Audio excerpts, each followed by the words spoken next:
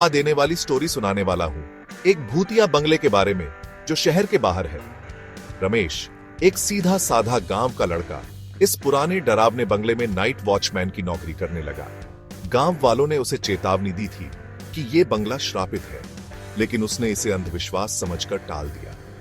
पहली रात सब कुछ शांत रहा, लेकिन आधी रात को उसे एक अजीब सी आवाज सुनाई दी, जैसे कोई धीरे धीरे सीढ़ियों से उतर रहा हो।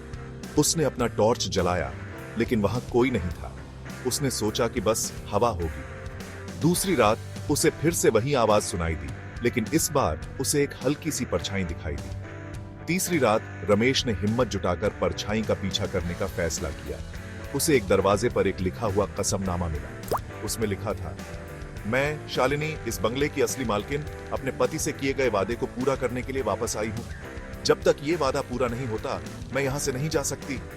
रमेश ने गांव के बुजुर्गों से इसके बारे में पूछा और पता चला कि बहुत पहले शालिनी नाम की एक दुल्हन यहां अपने पति का इंतजार कर रही थी। उसने वापस आने का वादा किया था, लेकिन वो कभी नहीं लौटा।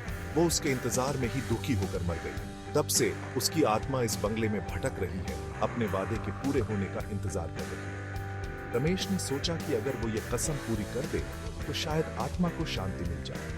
उसने शालिनी के पति के वंशजों को ढूंढने का फैसला किया।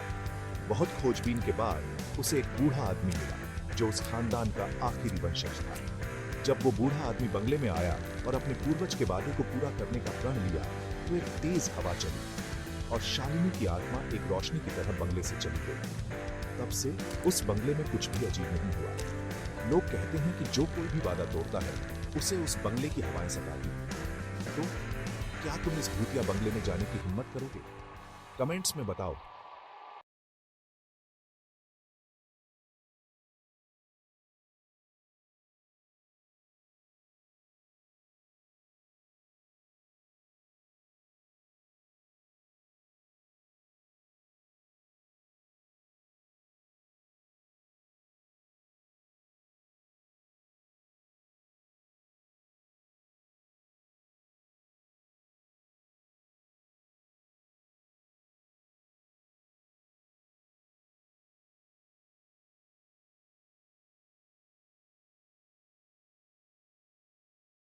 गाइस, आज मैं तुम्हें एकदम रूह कंपा देने वाली स्टोरी सुनाने वाला हूं।